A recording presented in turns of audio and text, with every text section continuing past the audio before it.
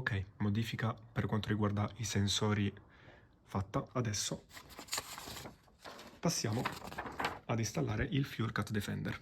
Ok, parte del cablaggio l'abbiamo già modificata, come abbiamo visto poco fa, ovvero la modifica per ingannare la centralina e farle credere che siano due sonde a lavorare, quando in realtà ce n'è solo una. Adesso andremo a fare una modifica un po' più sostanziale, un po' più importante, soprattutto perché andremo a turbizzare l'auto e questa modifica è fondamentale. L'installazione di un Fuel Cut Defender. E già dal nome potete capire che questo scatolotto qui impedirà alla centralina di andare in protezione quando succederanno delle cose. Cose del tipo pressione turbo, che solitamente non c'è dentro un motore aspirato. Lui serve proprio per tenere a bada, diciamo, la possibile fuoriuscita di errori in centralina e quindi farle tagliare potenza, andare in recovery. Vi spiego brevemente come funziona. Adesso noi, installando questo Fuel Cut Defender, si chiama Fuel Cut Defender proprio letteralmente perché è una difesa contro il taglio della benzina. Grazie a lui eviteremo che la nostra centralina, quando si vedrà arrivare una pressione di collettore superiore a quella a cui è stata abituata finora, perché questo motore non è sovralimentato. Sovralimentandolo con un turbo, la pressione nel collettore sarà oltre la pressione atmosferica, perché un motore aspirato, la massima pressione di collettore che può avere è quella atmosferica, quella che sta sulla nostra testa, perché non c'è un turbo, non c'è un qualcosa che innalzi questa pressione. Semplicemente lei si aspira l'aria che c'è in atmosfera e la pressione è sempre quella. Poi cambia un pochettino in base alla quota in cui si è, ovvero sul livello del mare o in montagna. Lì la pressione cambia, ma le centraline in fabbrica sono già studiate e tarate per gestire questo cambio di altitudine e di conseguenza questo cambio di pressione, anche quando l'aria diventa più rarefatta in base all'altitudine in cui sei, ma la pressione atmosferica è sempre quella. Mettendo un turbo, la pressione cambierà. Ci saranno momenti in cui sarà bassa, in cui sarà alta. Noi con questa cosa faremo? Imbroglieremo il sensore che legge la pressione del collettore. Praticamente il nostro filo incriminato è questo qui. Da questo lato il cablaggio va verso il motore, invece in questa direzione va in centralina. Noi abbiamo tagliato il filo che parte dal sensore di pressione del collettore, ovvero MAP sensor, che sarà collocato là dietro comunque sul collettore di aspirazione. Parliamo di aspirazione, quindi aria che il motore si ciuccia per andare forte. Ma andrà ancora più forte adesso perché ci sarà più aria. Comunque, non divaghiamo. Questo filo arriva dal sensore. Se andasse direttamente in centralina, funzionerebbe come ha sempre funzionato, ovvero legge un range di pressione e il massimo valore che può leggere di pressione è quella atmosferica, perché è un motore aspirato. Aspirazione naturale, NA engine, ovvero Naturally Aspirated, quindi detto malissimo, aspirazione naturale, ovvero quella atmosferica. Turbizzando il motore ci sarà più pressione. Se noi non facessimo questa modifica e lasciassimo tutto com'è, a un certo punto il turbo comincerà a generare pressione, mandarla nel collettore e il sensore che è posizionato sul collettore a un certo punto parlerà alla centralina e dirà: senti bella, ma io vedo più pressione di quella atmosferica, qua c'è un problema, qua stiamo spaccando tutto. Taglia la benzina, non far arrivare più benzina al motore, così lui scende di regime e lo salviamo, diciamo, cioè non gli facciamo spaccare il motore a sto povero Cristo che sta guidando, che lui è ignaro di tutto, sta guidando tranquillo, qua la pressione sta andando alle stelle. Taglia la benzina, fai qualcosa, applica una strategia per non far spaccare tutto. Noi questo non lo vogliamo, perché il turbo è giusto che ci sia in questo caso. La centralina non lo sa però che noi mettiamo il turbo. Ed è meglio che continui a non saperlo, perché in mezzo ci metteremo lui. Lui ingannerà la centralina e le farà credere che sia tutto normale. Adesso lo metto qua dentro. Guarda, sembra fatta apposta, cioè, assurdo. Infatti il suo posto definitivo sarà questo. Allora, noi inganneremo la centralina come? Tagliando il filo, che ho già tagliato, del MAP sensor. E adesso voglio fare due distinzioni tra pressione assoluta e pressione relativa. La pressione assoluta è quella che viene generata dal turbo e mandata dentro il motore, sommata alla pressione atmosferica. Quindi il sensore MAP, che si chiama Manifold Absolute Pressure, legge la pressione assoluta, ovvero pressione atmosferica più la pressione turbo. Quindi la pressione atmosferica, mettiamo caso che sia valore 1. Il turbo genera un altro bar di pressione. Avremo 2 bar di pressione assoluta. Poi c'è la pressione relativa. La pressione relativa è solo la pressione che genera il turbo. Quindi per trovare la pressione relativa bisogna fare pressione assoluta meno pressione atmosferica. e troviamo la pressione che effettivamente genera il nostro turbo, che poi va nelle tubazioni e va nel collettore. Chiusa la lezione di matematica, quindi queste per adesso non ci servono per la spiegazione. A noi ci interessano questi due bei filetti qui. Il verde è quello che prende il segnale, lo elabora e lo invia al filo bianco, che è il filo d'uscita, che collegheremo al nostro spinotto. Quindi qua interrompiamo il collegamento, ma non in modo perenne. Lo interrompiamo perché prendiamo il segnale, lo modifichiamo con lei e lo ributtiamo in centralina. Modificato però. Così la centralina si vedrà di dare un valore che non è effettivamente quello che c'è in quel momento, perché il sensore ne leggerà uno, lo invierà, ma la centralina ne riceverà uno diverso. In questo modo lei sentirà un range di valore come ha sempre sentito e non applicherà questa strategia di tagliare la benzina. Praticamente dentro di lui arriva, uè, qua la pressione è troppo alta, fa qualcosa. Lo traduce in, no no, bella, stai tranquilla, continua a far andare le cose come hai sempre fatto, perché tanto qua è tutto a posto. Sta a posto, proprio, stai tranquilla. Ok, installiamolo. E voilà. Fuel Cut Defender montato, momentaneamente posizionato dentro la vaschetta dei tergi. Qua abbiamo il filo verde dell'input e il bianco dell'output che torna in centralina. Qua abbiamo rubato la massa da questo cavettino qui in mezzo e invece da questo centrale abbiamo rubato la 12 volt. Abbiamo rimesso la sua etichettina di fabbrica, così all'apparenza sembrerà tutto originale e invece no. Vabbè che tanto poi si chiude e non si vede più niente, però mi piaceva l'idea di tenere le etichettine originali. Adesso lo posiziono qui con del biadesivo e poi chiudiamo tutto. Raga, l'elettronica è installata. Qua sopra abbiamo messo tutto: candele, coperchio, punterie, bobine, cablaggio, motore.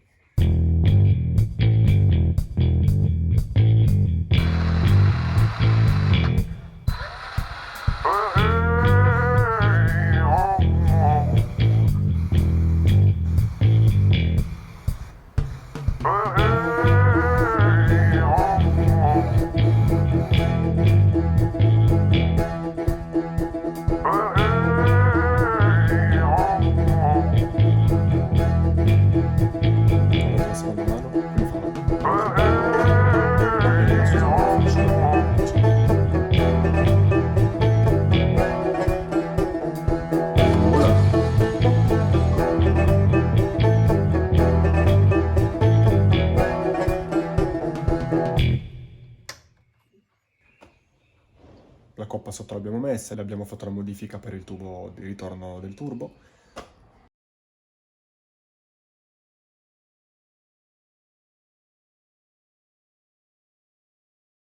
Quindi adesso è il momento di riempire un po' questo spazio. Voi che dite?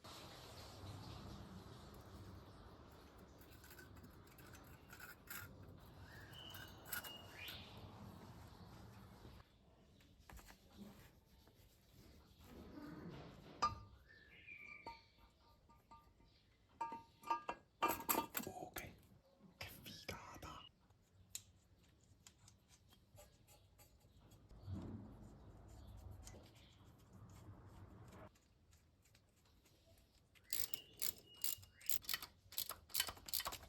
Collettore montato. Adesso metto i prigionieri per il turbo. Turbo fasteners. Ok ragazzi, ho messo due prigionieri sulla flangia che poi ospiterà il turbo. Ne ho messi solo due, non quattro, perché prima di metterli tutti voglio controllare solo che ci sia abbastanza spazio per inserire il turbo. Comunque, sti collettori veramente spettacolo.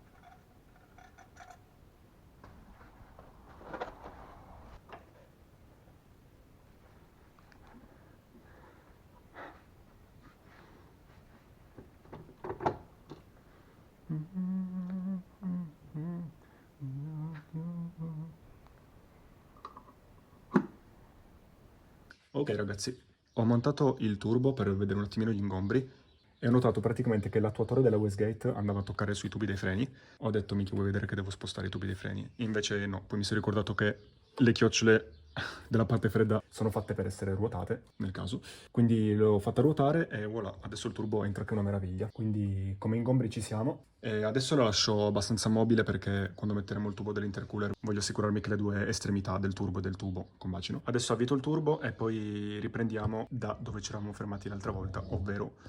No, che minchia sto dicendo?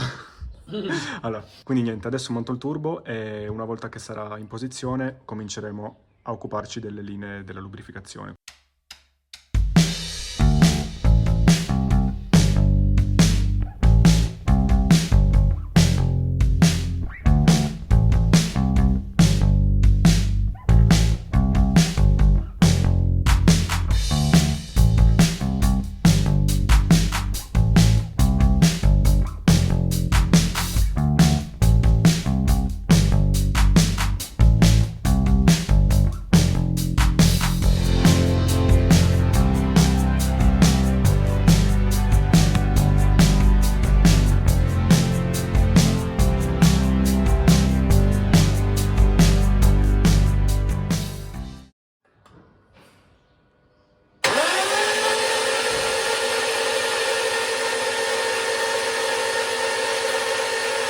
Sì, vai!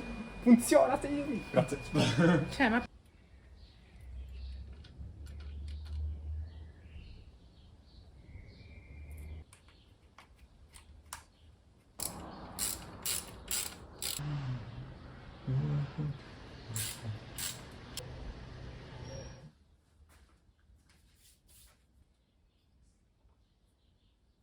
Dai, proviamo.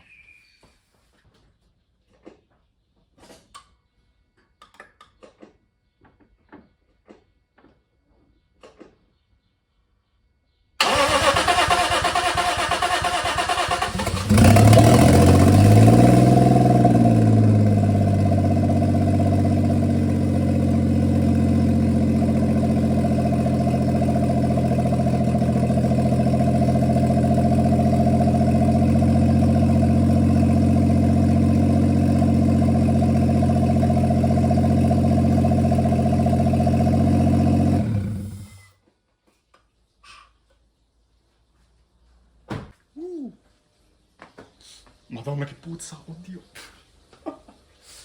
Madonna. Ok, una spia d'errore si è accesa, ma mi sono ricordato adesso il perché. Manca la sonda lambda che va nello scarico. Poi si spegnerà appena la colleghiamo. Però devo dire che è partita. Provo a rifare un altro avviamento veloce per vedere se adesso parte immediatamente. Adesso ci ha messo un po' a partire perché gli iniettori dovevano ancora riempirsi di benzina.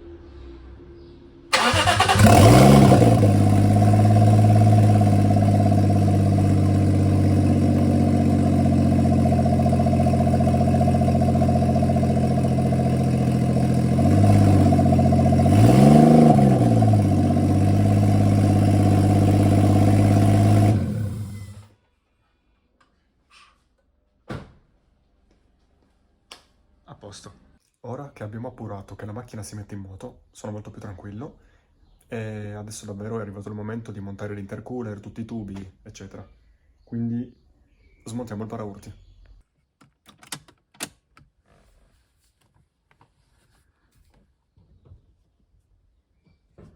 Togliamo il carter parasassi del passaruota, benedetto colui che ha inventato le fascette, e praticamente qua dentro abbiamo un'altra vitina da 10 che tiene il paraurti.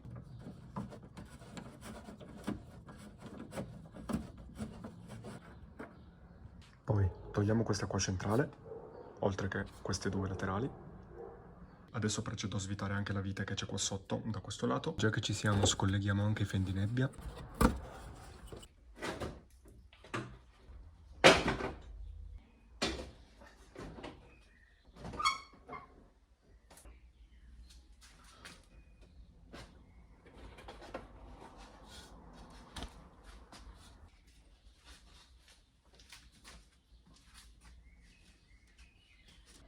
Però, oh, devo dire che senza paraurti fa la sua figura, raga.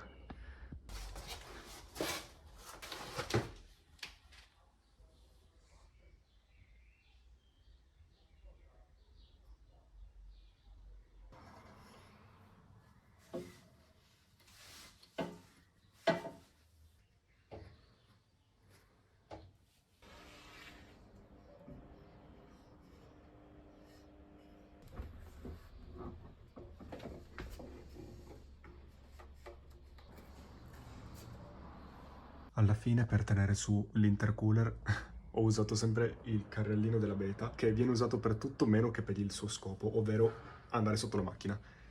Però dai, almeno lo stiamo usando invece di lasciarlo in un angolino. L'intercooler in questo momento è perfettamente al centro della crash bar, che sarebbe questa barra anti-intrusione. Ho preso le misure con il metro, ho trovato il centro, ho tirato una linea.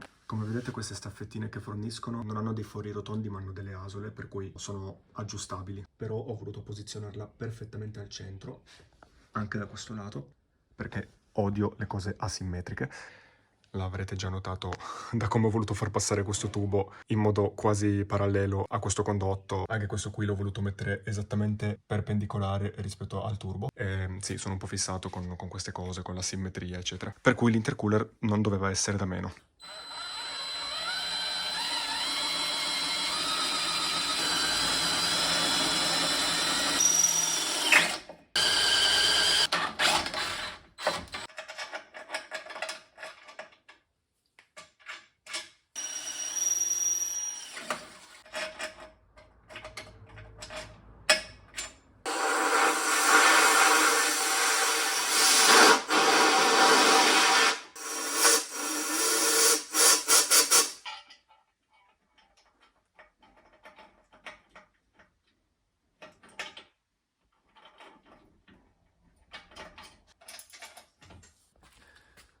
Ok, bulloni fissati con il dadino dietro, anche dall'altra parte.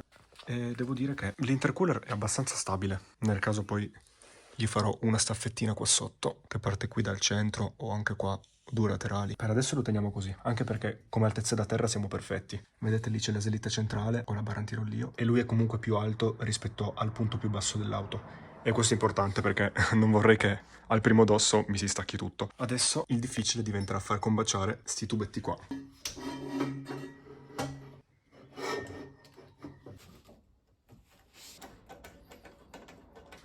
Madonna, ho fatto una fatica a mettere questo. A giudicare dalla fatica che ho fatto per metterlo. E a proposito, guardate qua quanto si è storto, cioè doveva stare qui, adesso è qui. Secondo me l'intercooler o dovrebbe stare leggermente inclinato indietro, in modo che l'intercooler prenda questa angolazione, così che le tubazioni si trovino più facilmente con l'ingresso dell'intercooler. Oppure andava fissato internamente.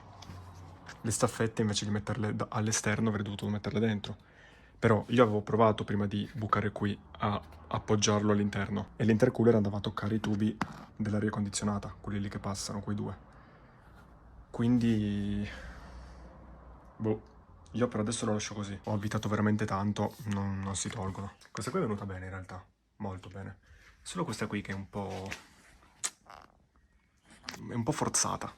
Quando mancavano radiatore e convogliatore era molto meglio, però cioè, non è che posso girare senza radiatore. Faccio 2 chilometri e ho già l'auto in ebollizione praticamente. Qui adesso spingo il tubo così, oppure la tubazione la faccio che scende. E anche lei farà una curva un po' strana, però per adesso è così.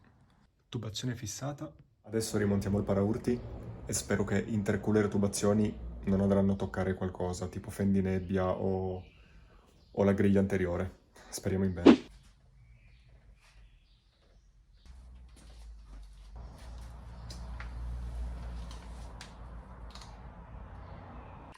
Paraurti in posizione, è il momento di montarlo sull'auto. Spero tanto che l'intercooler e le tubazioni non vadano a toccare, ma per lui non mi preoccupo tanto, mi preoccupa questa.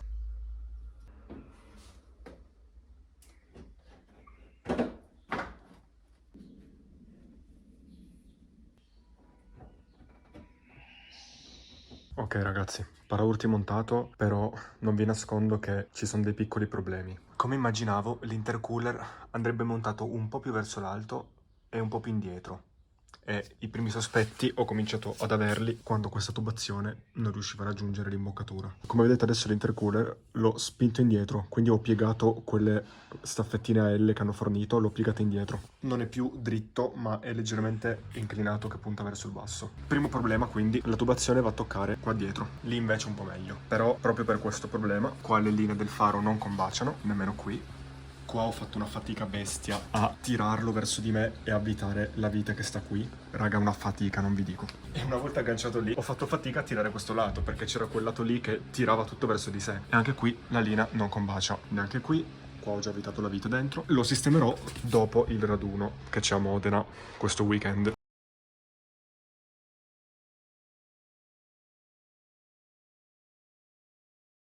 Dovrei togliere il paraurti, tirare giù l'intercooler, riposizionarlo in modo che non ingombri, che non vada a toccare, rifar passare le tubazioni e provare a rimontare il paraurti.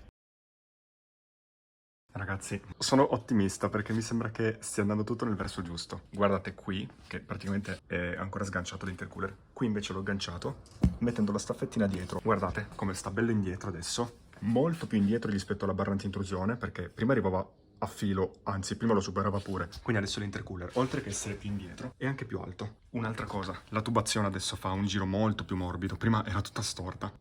È più alta, quindi anche lei non toccherà più sul paraurti. E guardate qui, il tubo in automatico, da che era qui, si è leggermente spostato verso il corpo farfallato. E veramente, ragazzi, pochissimo spazio. Quelli là sono i tubi dove passa il gas refrigerante che va al radiatore del clima. E guardate, sfiorano l'intercooler. Almeno riusciremo a montare il paraurti come si deve.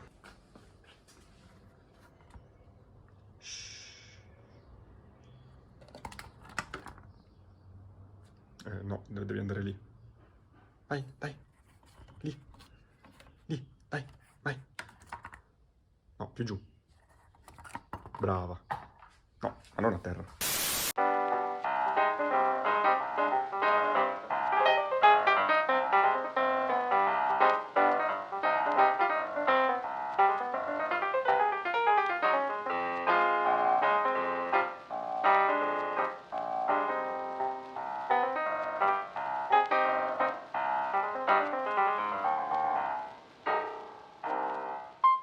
Ragazzi,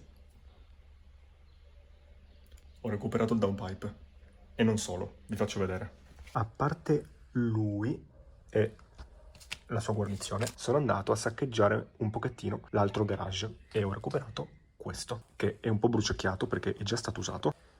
Sì, dai, meglio che non averlo. Spendo 2 parole sul downpipe. Ottimo che ci sia il flessibile, perché dalle foto sul sito questo non c'era, era un pezzo unico. Il flessibile non fa altro che ammortizzare. Lo tengo fermo, vedete che si flette i movimenti del motore, che altrimenti si ripercuoterebbero sullo scarico e andando a rovinare tutte le cose a cui è collegato lo scarico, principalmente la flange del turbo e anche questa flangia. Adesso lo montiamo e vediamo come calza. Speriamo bene, perché il turbo, a differenza dell'intercooler e delle tubazioni, non è una cosa morbida ma è rigida, cioè una volta che è fissato è fissato. La posizione finale è questa, non è che lo posso muovere avanti e indietro, destra e sinistra. Il turbo è fermo qua. Quello che si può un po' muovere è quello lì, ma neanche più di tanto, per cui speriamo in bene che i costruttori abbiano preso bene le misure. Dai, proviamo a montarlo.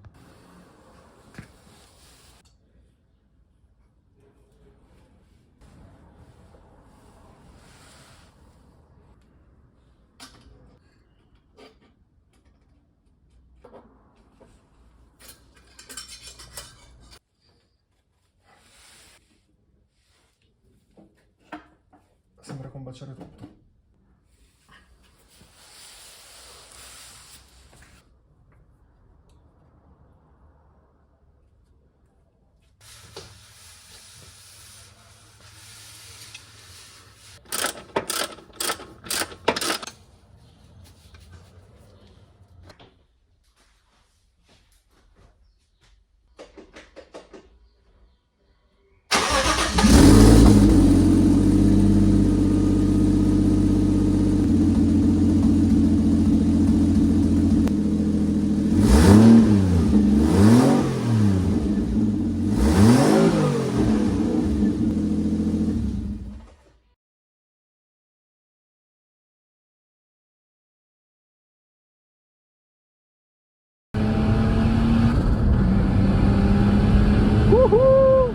Vai, vai, vai, vai!